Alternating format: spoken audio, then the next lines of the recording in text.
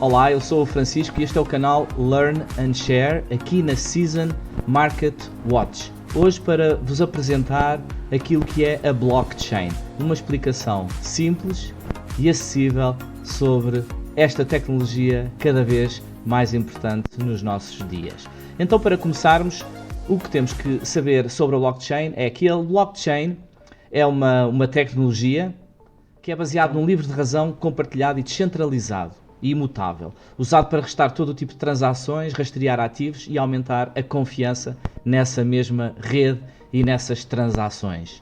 O livro de razão, portanto, o registro desta base de dados é completamente distribuído, não está apenas num local centralizado e não depende de uma entidade. São registros imutáveis, por outro lado, portanto, cada bloco da blockchain que é escrito não pode ser mais alterado. Qualquer tentativa de alteração de um determinado bloco, de uma determinada informação, torna precisamente esse bloco inválido e ele é rejeitado na cadeia blockchain. A blockchain também permite, depende do tipo de rede, contratos inteligentes. Portanto, uma lógica de negócio da transação intrínseca ao próprio bloco e à própria transação que é executada em cima da blockchain. Para entendermos a blockchain temos que falar de bases de dados. O conceito tradicional de base de dados que temos é uma base de dados tem operações em massa, portanto operações em massa de escrita. Existe uma entidade que é o dono dos dados. Se quiserem um exemplo simples vocês pegam numa folha de Excel e registram, por exemplo, aí os contactos dos vossos amigos ou dos vossos colegas. Vocês são os donos dessa base de dados.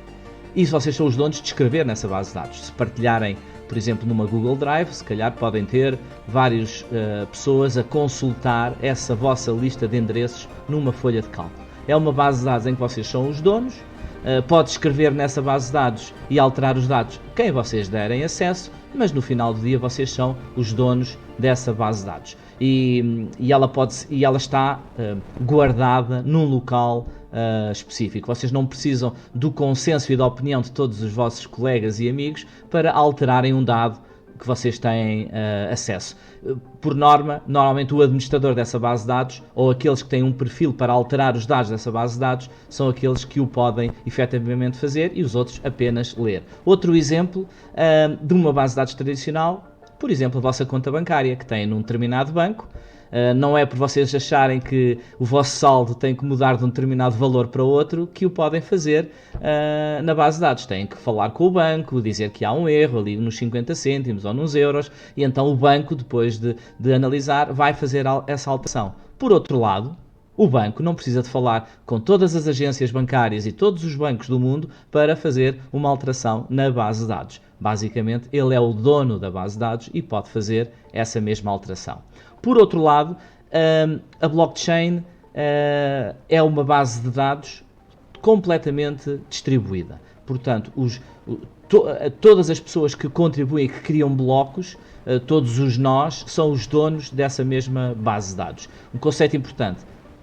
A blockchain é uma base de dados, mas nem todas as bases de dados são blockchains, ok? Portanto, a blockchain é uma base de dados. Não é possível editar os dados que são escritos. Depois da criação de um bloco, ele fica fechado e não é mais possível alterar os dados que estão dentro desse bloco. Se eu dentro de um bloco disser que é uma transação da pessoa A para a pessoa B, não posso depois mais tarde alterar. A base de dados está completamente distribuída em todos os nós e é preciso haver um consenso entre todos os intervenientes. E todos os nós validam os resultados dessas mesmas transações. Outro aspecto muito importante e chave é que os dados, portanto a base de dados que é a blockchain, está disponível para todos os intervenientes consultarem. É possível consultar todas as transações e o seu conteúdo que é feito em cada um dos blocos. Aplicações práticas para a blockchain. Nós conhecemos a aplicação mais conhecida da blockchain e aquela que própria despoltou a necessidade da criação de uma moeda digital, uma criptomoeda, que foi o Bitcoin. Portanto, é uma das aplicações da blockchain.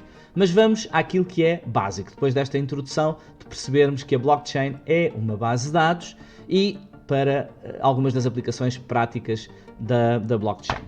Muito bem, ponto central. Porque é que é chamada blockchain? Porque é uma base de dados por blocos. E o bloco, que é a unidade central da blockchain, tem aqui três componentes importantíssimas e distintas. O data, que é a informação que está dentro do bloco. Okay? O hash, que é o identificador único, encriptado. Portanto, um ID é como se fosse a impressão digital do bloco, que é criada no momento em que é adicionado um novo bloco na blockchain. E depois a terceira componente, que é o hash anterior, que é o identificador do bloco anterior. Portanto, cada vez que é adicionado um novo bloco, vamos imaginar uma transação da pessoa A para a pessoa B, é adicionado um novo bloco, os dados que estão dentro do bloco são completamente misturados através de um problema matemático de encriptação e é criado um hash, um identificador digital único para esse bloco. E então este bloco tem estas três componentes. A informação, que é o data. Vamos imaginar que poderá ser o data poderá ser a informação de uma transação. A pessoa A está a enviar para a pessoa B um determinado valor, ou pode ser um contrato, ou pode ser um identificador de uma imagem que eu sou dono, ou de uma música, áudio, alguma coisa deste género. E depois então o hash anterior. E o que é que acontece? Estes blocos vão ficando arrumados em sequência com estes identificadores. Tem a informação, que é o data, o hash anterior e o ID, portanto o identificador, o hash do próprio bloco, que quando for criado mais um bloco com outra informação, é adicionado na cadeia. E é assim que é formada então a blockchain, portanto uma cadeia de blocos com informação, transações, eventualmente, cada bloco com o seu identificador único e com o identificador do bloco anterior. E assim fica feita uma cadeia. Se estivéssemos aqui a analisar o primeiro bloco da blockchain, chamávamos-lhe o bloco Genesis, é o bloco que não tem um hash anterior, é o bloco inicial.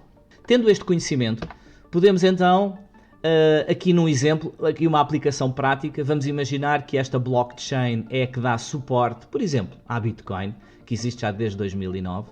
Lembrem-se que já há dezenas e dezenas e dezenas de blockchains a correrem com determinados protocolos. Então vamos imaginar que eu tenho um novo bloco, que é uma transação da Ana, que vai enviar para o João, vai enviar 25 unidades de Bitcoin. Já sabemos que isso é a informação que está ali dentro do data. Este novo bloco é criado um hash, um identificador de acordo com esta informação que aqui está, é encriptada, não é possível ver exatamente os dados que estão dentro do data e ele está ligado a um bloco anterior. Portanto, foi adicionado um novo bloco, tem o hash anterior, ela está em sequência, tem o seu próprio ID e dentro do bloco tem a informação única sobre esta transação. Portanto, no momento em que o bloco é criado, imaginem este hash, este código, esta chave, como um identificador único que depende dos dados que estão dentro do bloco. E a partir deste momento já não é mais alterado este bloco. Fica imutável. Daí ser possível sempre rastrear tudo o que foi feito historicamente dentro da blockchain.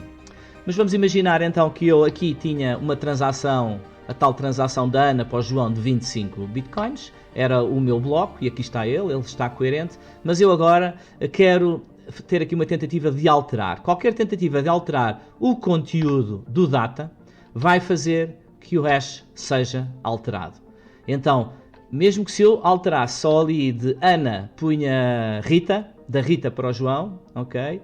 Ou alterasse o que quer que seja dentro da informação do data, o hash, que era este, passa a ser outro completamente distinto. E o que é que isto vai causar? Vai causar que este bloco, apesar de ele ter um novo ID, ele passa a ser rejeitado dentro da cadeia da blockchain.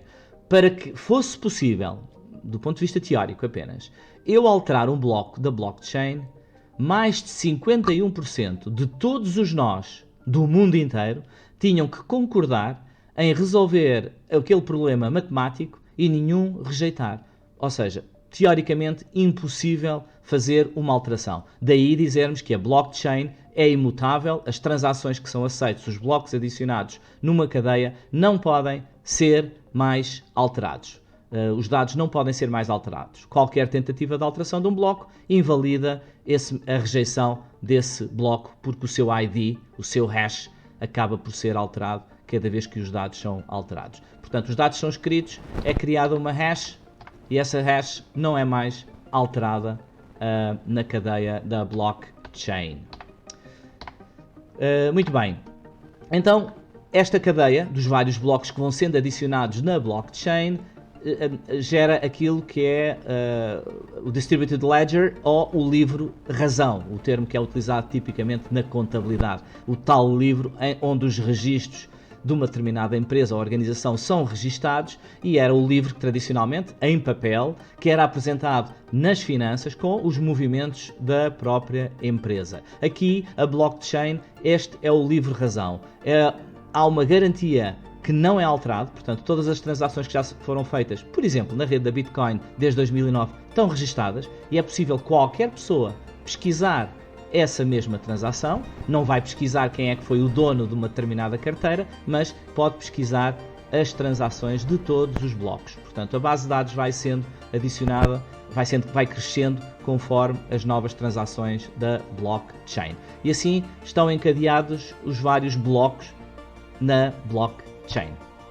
Se virmos aqui o exemplo, por exemplo, da Bitcoin, a primeira blockchain criada com uma aplicação prática em 2009, desde o primeiro bloco, depois as várias transações, aplicação para o Bitcoin, foram sendo adicionadas, e esta é uma sequência de todas as transações, de todos os novos blocos que foram adicionados ao longo do tempo até aos dias de hoje. Portanto, a cada transação, por exemplo, de Bitcoins, à data de hoje, há um bloco a ser adicionado nesta cadeia. Apenas como curiosidade mesmo, em 2010, ali um ano depois da blockchain ter sido implementada para a moeda criptográfica Bitcoin, há aqui um marco histórico em que foram trocados o equivalente a $40 em Bitcoins, porque alguém queria comprar umas pizzas e convenceu outra pessoa, outro amigo que tinha Bitcoins,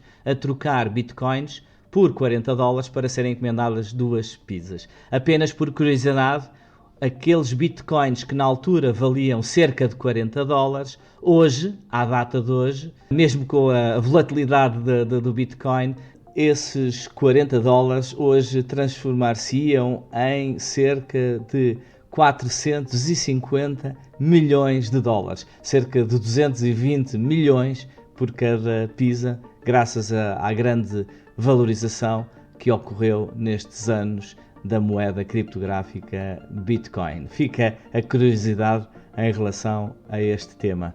Há pouco falámos que para alterar um bloco teria que haver um consenso. Então o que é que acontece? A rede mundial, que tem mais de 14 mil nós completos da rede Bitcoin, pudessem concordar na resolução daquele problema matemático e pudessem então fazer essa alteração, o que é tecnicamente impossível.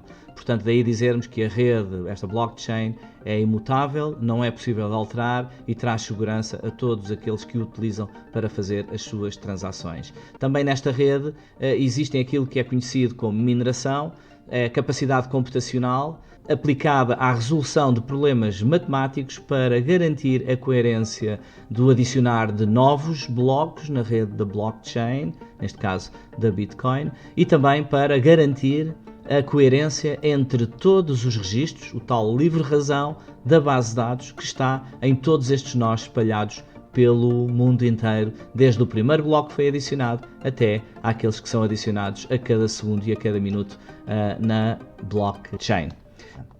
Para ver mais vídeos sobre este tema, aqui na Season Market Watch, subscreva aqui ao canal Learn and Share. É um canal onde se partilha conhecimento em múltiplas áreas, e nos próximos vídeos da Season Market Watch vamos falar, por exemplo, como criar uma carteira digital para poder começar a fazer transações em cima da blockchain com criptomoedas. O vosso like também é muito apreciado, subscreva e veja os próximos vídeos da Season Market Watch e vemo-nos no próximo vídeo.